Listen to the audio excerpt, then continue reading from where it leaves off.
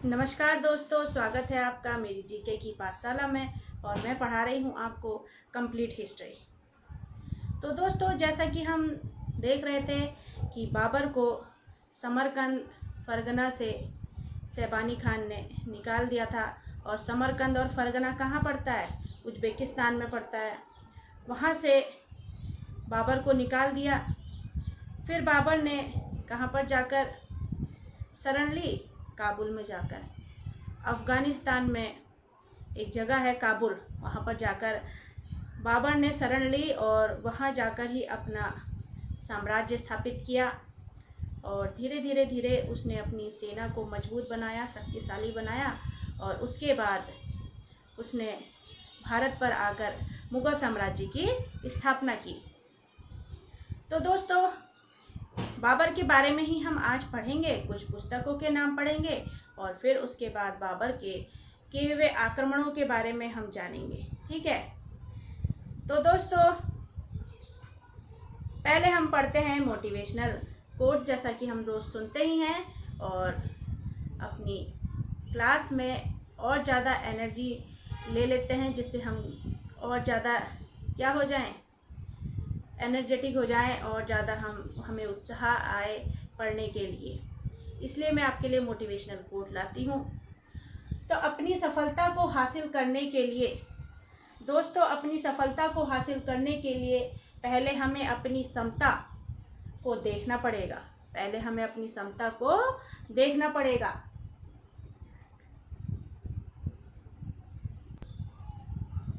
तो पहले हमें अपनी क्षमता को देखना पड़ेगा। हम अगर जान गए कि हम क्या कर सकते हैं और क्या नहीं, अगर दोस्तों हम ये जान गए कि हम क्या कर सकते हैं क्या नहीं, हमने लक्ष्य बनाया आईएएस बनने का, आईपीएस बनने का, और हम पढ़ रहे हैं 1 घंटा, ज़्यादा से ज़्यादा 2 घंटा। तो दोस्तों 1-2 घंटे में तो आईएएस आईपीएस की तैयारी नहीं होगी। उसकी तैयारी अगर आप 1-2 घंटे में ही करेंगे तो आपको तो सालों लग जाएंगे तैयारी करने में। तो उसके लिए कम से कम 8 घंटे तो पढ़ना ही पड़ेगा, है ना? तभी तो हम आईएएस आईपीएस बनेंगे। लोग तो रात रात भर जग कर पढ़ते हैं। तो दोस्तों ऐसा ही होता है कि अगर हम जान गए हम क्या कर सकते हैं, मतलब अगर हमने आईएएस बनना है तो हमारे अंदर वो जुनून है कि हम रात भर उठकर पढ़ सकते हैं। अगर हमारे अंदर वो जुनून है, ताकत है, तो हम बन सकते हैं। तो वही बोल रहा है कि दोस्तों कि हम क्या कर सकते हैं और क्या नहीं। अगर यह हमने जान लिया तो फिर हमें सफल होने से कोई नहीं रोक सकता। हमें सफल होने से कोई नहीं रोक सकता, क्योंकि दोस्तों जिस दिन आपको पता चल गया कि जो लक्ष्य पाना चाहते हैं आप, कि आप जो लक्ष्य पाना चाहते हैं उसके लिए आपने जो भी प्लानिंग की है, आप उसके हिसाब से चल सकते हैं या चल रहे हैं, चल सकते हैं या चल रहे हैं। अगर आपको ये पता चल गया कि हाँ मैं सही चल रहा हूँ, सही मैंने प्लानिंग के बनाई है और उसी हिसाब से मैं चल रहा हूँ, तो आप 100% अपनी सफलता के टारगेट को पूरा कर लेंगे। ठीक है, तो आप एक ना एक दिन ज़रूर सफल होंगे। इसलिए लक्ष्य तो हर कोई बना लेता है, सपना तो हर कोई देख लेता है कि मुझे ये बनना है, ये बनना है। लेकिन दोस्तों उस सपने के पीछे कितनी मेहनत होती है, ये भी तो हमने ही पूरा करना है। इसलिए उस लक्ष्य को पाने से पहले हमें यह विश्वास करना होगा कि हम वह कार्य कर सकेंगे या नहीं कर सकेंगे। इस चीज़ को हमने देखना है। ठीक है, तभी हम अपने लक्ष्य को पा सकते हैं। तो दोस्तों अब हम आज की क्लास को शुरू करते हैं। और ये देखिए, ये है जहांगीर। कौन है? जहांगीर है।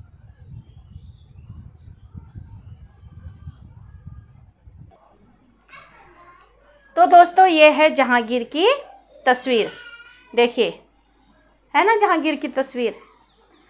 तो दोस्तों ये है तुजुके जहांगीरी, जहांगीर की आत्मकथा है तुजुके जहांगीरी।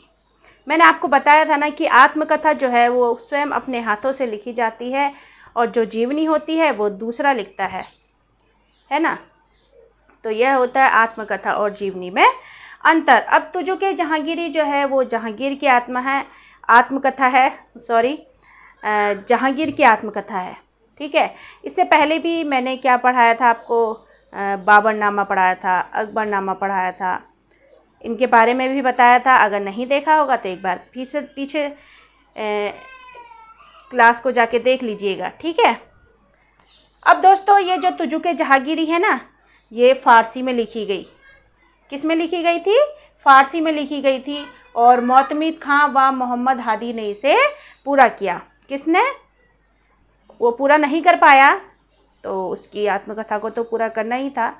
लिखी तो उसने अपने आप ही होगी, लेकिन मोतमिद खां व मोहम्मद हादी ने इसे बाद में पूरा करवाया। अब आती है पातशाहनामा। पातशाहनामा जो पुस्तक है दोस्तों, ये शाहजहाँ के समय की घटनाओं के बारे में बताती है। तो दोस्तों जो पातशाहनामा पुस्तक है ना, वो शाहजहाँ के टाइम पे लिखी गई थी। शाहजहाँ के घटनाओं का वर्णन करती है पातशाहनामा। ये देखिए, ये हैं शाहजहाँ। तो ये शाहजहाँ के समय की घटनाओं का वर्णन करती है पातशाहनामा। अब ये पातशाहनामा जो है, ये 10-10 सालों के अंतर में लिखा गया पातशाहनामा पुस्तक, और 10-10 सालों के अंतर में अलग अलग राइटरों ने ये पुस्तक लिखी। तो उन राइटरों का नाम क्या है? देखिए, मोहम्मद अमीन कज़विनी, अब्दुल हमीद लाहौरी और मोहम्मद वारिस। मोहम्मद अमीन कज़विनी, अब्दुल हमीद लाहौरी और मोहम्मद वारिस, ये हैं पातशाहनामा के रचनाकार। ठीक है, अब पुस्तक आती है मासिर ए आलमगीरी। कौन सी पुस्तक? मासिर ए आलमगीरी, जिसे साकी मुस्तैद खान के द्वारा लिखा गया। किसके द्वारा? साकी मुस्तैद खान के द्वारा। कौन सी पुस्तक लिखी गई? मासिर ए आलमगीरी। और इसे ही मुग़ल राज्य का गजेटियर भी कहा जाता है। किसे? जो ये मासिर ए आलमगीरी लिखी गई है ना, इसे मुग़ल राज्य का गजेटियर भी कहा जाता है। ठीक है, अब आती है फतवा ए आलमगीरी। शेख निजामुद्दीन अहमद के द्वारा ये लिखी गई थी। फतवा ए आलमगीरी किसके द्वारा?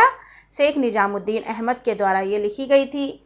और यह भारत में इस्लामी कानून का सबसे बड़ा डाइजेस्ट या संक्षिप्तीकरण था। कौन? फतवा ए आलमगीरी, जो निजामुद्दीन अहमद के द्वारा लिखी गई थी। ये सबसे बड़ा डाइजेस्ट या संक्षिप्तीकरण था। अब कुछ विदेशी राइटरों को भी देख लेते हैं, इन्होंने क्या क्या लिखा। तो ग्रांट उफ ने मराठों का इतिहास लिखा है। कर्नल टॉड ने राजपूतों का इतिहास लिखा है। ठीक है, कर्नल टॉड ने क्या लिखा है? राजपूतों का इतिहास लिखा है। फिर राल्फ फिंच जो है, अकबर के समय आया था राल्फ फिंच। उसने कहा, राल्फ फिंच ने, कि आगरा और फतेहपुर सीकरी जो हैं वो लंदन से भी बड़े हैं। किससे? लंदन से भी बड़े हैं। सर विलियम हॉकिंस आए जहांगीर के। ट्रेवेनियर आए, फ्रांस से आए हुए थे ट्रेवेनियर, और यह शाहजहाँ के समय आए और इन्होंने कोहिनूर हीरे के बारे में वर्णन किया। किसके बारे में? कोहिनूर हीरे के बारे में वर्णन किया। मनुची जो है इटली से आए थे और शाहजहाँ के समय आए थे। वर्नियर भी शाहजहाँ के समय आए थे। और ये सारे जो हैं विदेशी जो हैं ये इनके समय आए हुए थे, जैसे कि Grant Duff, colonel Tod, Ralph Finch, sir William Hawkins. Hawkins तो आप आराम से याद कर लेंगे, इसके बारे में तो बहुत आता है। तो हॉकिंस जो हैं जहांगीर के समय आए थे। ट्रेवेनियर, मनुची, वर्नियर, ये सारे के सारे विदेशी आए थे हमारे भारत में इन मुग़ल राजाओं के टाइम पर। ठीक है, अब दोस्तों आपने कभी सोचा कि मुग़ल भी आए, गजनवी भी आए, गौरी भी आए, यूरोपी भी आए हमारे भारत में, और इन्होंने आकर इतने टाइम तक शासन करा, तो हमारे भारत के लोगों ने कुछ नहीं किया? ऐसा आपने कभी सोचा? तो दोस्तों उस टाइम पे किसी ने कुछ इसलिए नहीं किया क्योंकि हमारा भारत जो है छोटे छोटे राज्यों में बटा था, और छोटे छोटे जो राज्यों में बटा भी था तो वो छोटे छोटे राज्य भी आपस में लड़ रहे थे। इस कारण इस लड़ाई का फ़ायदा कौन ले रहा था? जो दूसरे शासन करना चाहते थे वो फ़ायदा ले रहे थे। तो यही कारण है दोस्तों, एक तो राजनीतिक शून्यता थी हमारे भारत में, ऊपर से छोटे छोटे राज्य जो थे वो बटे हुए थे, ऊपर से लड़ भी रहे थे। इस कारण हमारे भारत पर इन लोगों ने आसानी से कब्जा कर लिया और इतने टाइम तक इन्होंने शासन करा। तो दोस्तों यही बोल रहे हैं कि देखिए, हमारे देश में गजनवी, गौरी, बाबर, यूरोपी इसलिए आए क्योंकि हमारे भारत में एक तो राजनीतिक शून्यता थी। हमारे भारत में जो भारत था छोटे छोटे राज्यों में बटा था, और छोटे छोटे राज्य जो थे वो भी आपस में लड़ रहे थे, जिस कारण भारत पर इन सभी ने आसानी से अधिकार कर लिया। ठीक है। अब जब बाबर ने भारत पर आक्रमण किया तब भी भारत छोटे छोटे राज्यों में बटा हुआ था। बंगाल में नुसरत खान और विजयनगर में कृष्ण देव राय थे। ठीक है। जो छोटे छोटे राज्य थे ना, उनके ये शासक थे। अब कृष्ण देव राय को भी बाबर ने एक क्या कहा, महान राजा बताया। यह है देखिए कृष्ण देव राय। ठीक है। आपको इन इमेजेस को इसलिए दिखा रही हूँ मैं क्योंकि इसके द्वारा आप ना इनके बारे में आराम से याद कर लेंगे आसानी से, इसलिए इन इमेजेस को मैं आपको दिखा रही हूँ। ठीक है। अब दोस्तों, दिल्ली का जो शासक था इब्राहिम लोदी, ये दिल्ली सल्तनत का अंतिम शासक था इब्राहिम लोदी, और मेवाड़ का शासक भी था राणा सांगा। अब जो राणा सांगा होते हैं, दौलत खां लोदी, दौलत खां और आलम खां, इन तीनों ने मिलकर बाबर को इनवाइट किया कि आप यहाँ आइए और इब्राहिम लोदी को हरा दीजिए, उसके बदले में आपको जो कुछ चाहिए होगा वो आप ले लीजिएगा। लेकिन ऐसा कहाँ होना था, बाबर को तो भारत रास आ गया था। उनने तो सोचा कि मैं क्यों ना, यहीं धन संपत्ति भी है, यहाँ की भूमि भी उपजाऊ है, तो क्यों ना यहीं रहकर राष्ट्र शासन किया जाए। तो बाबर ने फिर मुग़ल साम्राज्य की स्थापना कर दी, है ना। तो वही है दोस्तों, देखो दिल्ली का शासक कौन था, इब्राहिम लोदी जो लास्ट शासक था, और मेवाड़ का शासक कौन था, मेवाड़ का शासक था राणा सांगा। ठीक है। अब मालवा के शासक थे महमूद शाह द्वितीय। कौन थे, महमूद शाह द्वितीय। और बाबर के आक्रमण करने के कारण अब ये तो शासक थे। ठीक है। एक तो दिल्ली के शासक थे इब्राहिम लोदी, मेवाड़ के शासक थे राणा सांगा, और मालवा के शासक थे महमूद शाह द्वितीय। तो इन शासकों के नाम भी और इन राज्यों के नाम भी आपको पता होने चाहिए। यही छोटे छोटे जो राज्य थे यही आपस में बटे हुए थे, जैसे बंगाल में नुसरत खान, विजयनगर में कृष्ण देव राय, फिर दिल्ली में इब्राहिम लोदी, मेवाड़ में राणा सांगा, और मालवा में महमूद शाह द्वितीय। यही छोटे छोटे शासक थे और इनके राज्य थे। तो अलग अलग राज्य थे, ये आपस में तो लड़ ही रहे थे, आप तो देख ही रहे हैं। ठीक है। अब बाबर जो है अपना वहाँ जब काबुल में उसने अपना साम्राज्य स्थापित कर लिया, तो आखिर क्या कारण रहे होंगे कि वो वहाँ से अपना पूरा साम्राज्य बोरिया बिस्तरा सब उठाकर अब वह भारत में आ गया और भारत में अपना शासन स्थापित करने लग गया। तो अब इसके भी कुछ कारण थे दोस्तों। एक तो धन संपत्ति की कमी थी, ऊपर से काबुल की जो भूमि थी वो भी ज़्यादा उपजाऊ नहीं थी, ज़्यादा आय वहाँ से प्राप्त नहीं हो पा रही थी। सिर्फ एक काबुल ही जगह थी जहाँ से सिर्फ आय हो सकती थी, और वहाँ पर से भी ज़्यादा आय नहीं मिल पा रही थी। पश्चिमी परिस्थितियाँ भी ख़राब थी, पश्चिम की परिस्थितियाँ प्रतिकूल थी। यह भी एक कारण था कि समरकंद फरगना से भी उसे निकाल दिया था, वहाँ तो वो जा नहीं सकता था। तो अब कहीं तो उसने अपना शासन फैलाना है, तो उसने भारत में आ गया। और इसका सबसे अच्छा अवसर मिला कि जब उसे इनवाइट किया गया कि आप इब्राहिम लोदी को हरा दीजिए, तो इब्राहिम लोदी को हराया ही और साथ में अपना शासन भी स्थापित किया। तो देखिए, फरगना और समरकंद जो कि उज़्बेकिस्तान में आते हैं, वहाँ से बाबर को बाहर कर दिया। ठीक है, बाबर को जब वहाँ से बाहर कर दिया, समरकंद से, और ये उज्बेकिस्तान में आते हैं, और यहाँ से बाबर को बाहर कर दिया, तो बाबर के पास सिर्फ काबुल का इलाका रह गया। किसका इलाका? सिर्फ अब काबुल का इलाका रह गया। इसलिए बाबर अब पश्चिम की तरफ तो नहीं जा सकता था, भारत में ही शासन करना उसने उचित समझा। काबुल में उसे आय कम मिल रही थी और पंजाब पर कब्जा करना भी वह चाहता था। पंजाब पर, मैंने आपको बताया था अपनी पिछली क्लास में कि पंजाब पर कब्जा करना आखिर क्यों चाहता था, क्योंकि पंजाब जो है उसे बाबर कहता था कि ये हमारी पूर्वजों की संपत्ति है और यहाँ पहले हमारे पूर्वज शासन करते थे पंजाब में, इसलिए इस पर हमारा वैधानिक अधिकार है, ऐसा बाबर ने कहा। तो वह पंजाब पर भी शासन करना चाहता था। तो बाबर के अब समय के प्रमुख युद्ध, अब युद्ध भी तो करेगा वो जब भारत में आएगा, तो सबसे पहला युद्ध होता है उसका भेरा का युद्ध, 1518 से 19 में हुआ और यूसुफ जाति के खिलाफ हुआ। भेरा के युद्ध में प्रथम बार बाबर ने तोपों का प्रयोग किया, और भेरा का युद्ध जो है बाबर का पहला युद्ध था। दूसरा होता है पानीपत का प्रथम युद्ध 21 अप्रैल 1526 में, और यह इब्राहिम लोदी को हरा देता है इस युद्ध में बाबर, और यहीं से उसके मुग़ल राज्य की एक क्या होता है, मुग़ल राज्य को स्थापित कर देता है बाबर।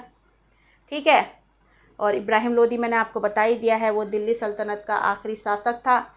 राणा सांगा, पंजाब के सरदार दौलत खां और इब्राहिम लोदी के चाचा आलम खां ने इन्हें बुलाया था बाबर को, और सोचा था कि बाबर इब्राहिम लोदी को हराकर यहाँ से चले जाएंगे, लेकिन ऐसा नहीं हुआ, क्योंकि इब्राहिम लोदी को हराने के बाद बाबर ने स्वयं भारत में मुग़ल साम्राज्य की स्थापना कर दी। अब हुआ खानवा का युद्ध मार्च 1527 में। इसमें मार्च 1527 में खानवा का युद्ध हुआ और मेवाड़ के राणा सांगा के खिलाफ हुआ खानवा का युद्ध। जिसने बुलाया था उसे इनवाइट किया था, अब उसी के खिलाफ युद्ध कर दिया। ठीक है, अब इसके खिलाफ हुआ तो इसमें भी वो जीत गया खानवा के युद्ध में। ठीक है, ये राणा सांगा के खिलाफ हुआ था 1527 ईस्वी में। फिर इसके बाद होता है चंदेरी का युद्ध। किसका? चंदेरी का युद्ध होता है, और 1528 में होता है। चंदेरी के मेदिनी राय के खिलाफ होता है यह युद्ध। ठीक है, मेदिनी राय के खिलाफ। अब ये जो चंदेरी का युद्ध है ना, इसमें शेर शाह ने भी बाबर का इसमें साथ दिया था। चंदेरी के युद्ध में ऐसा आ जाता है कि किस युद्ध में बाबर का साथ शेर शाह ने दिया था, तो आप क्या बोलेंगे? चंदेरी का युद्ध हुआ था जो 1528 ईस्वी में हुआ था, और लास्ट युद्ध होता है उसका घाघरा का युद्ध 1529 ईस्वी में, और यह किसके खिलाफ होता है? अफगान प्रमुख महमूद लोदी के खिलाफ होता है, और घाघरा का युद्ध ही बाबर का अंतिम युद्ध होता है। तो सबसे बड़ी बात क्या है कि बाबर इन पांचों युद्धों को जीत लेता है। तो दोस्तों देखिए ना कि इतनी छोटी सी उसकी जगह थी काबुल, सेना भी उस पर कम थी, सेना भी उसके पास कम थी और धन संपत्ति भी कम थी, फिर भी उसने अपनी थोड़ी सी सेना को इतना शक्तिशाली बना दिया, इतना ताकतवर बना दिया कि उसने 5 युद्ध लड़ लिए। और वो भी कोई ऐसे वैसे राजा नहीं, ये बहुत ताकतवर राजा थे और इनके पास बहुत सेना थी। इनकी इतनी शक्तिशाली और इतनी ज़्यादा सेना को बाबर ने हरा दिया, तो तभी तो उसे मुग़ल राज्य का संस्थापक कहा जाता है। तो उसने अपनी बुद्धि का, विवेक का, धैर्य का एक अच्छा खासा उदाहरण दे दिया कि भेरा का युद्ध, पानीपत का युद्ध, चंदेरी का युद्ध, खानवा का युद्ध, घाघरा का युद्ध, ये सब युद्ध लड़कर बाबर ने भारत पर मुग़ल साम्राज्य की स्थापना की। और फिर उन्होंने उपाधि भी ली एक, आप मुझे कमेंट कर कर बताएंगे कि कौन सी उपाधि ली। ठीक है, आपको बताया था मैंने अपनी पिछली क्लास में, अगर आपने पढ़ा होगा तो आप मुझे बताएंगे कि जब बाबर ने भारत पर साम्राज्य स्थापित कर लिया तो उसने कौन सी उपाधि ली। ठीक है, ये आपके लिए एक क्वेश्चन है, आप इसका आंसर मुझे कमेंट बॉक्स पर दीजिएगा। और दोस्तों अगर आपको मेरी क्लास अच्छी लगी हो तो एक बार और फिर से देख लीजिएगा, क्योंकि मेरा उद्देश्य यही है कि आपको मैं अच्छे से अच्छा कंटेंट दे पाऊँ और आप इसका प्रयोग करें, अपनी नॉलेज को और बढ़ाएं। ठीक है दोस्तों, तो मिलते हैं आपसे अपनी अगली क्लास में। तब तक के लिए अपना ध्यान रखें, खुश रहें, स्वस्थ रहें। Thank you.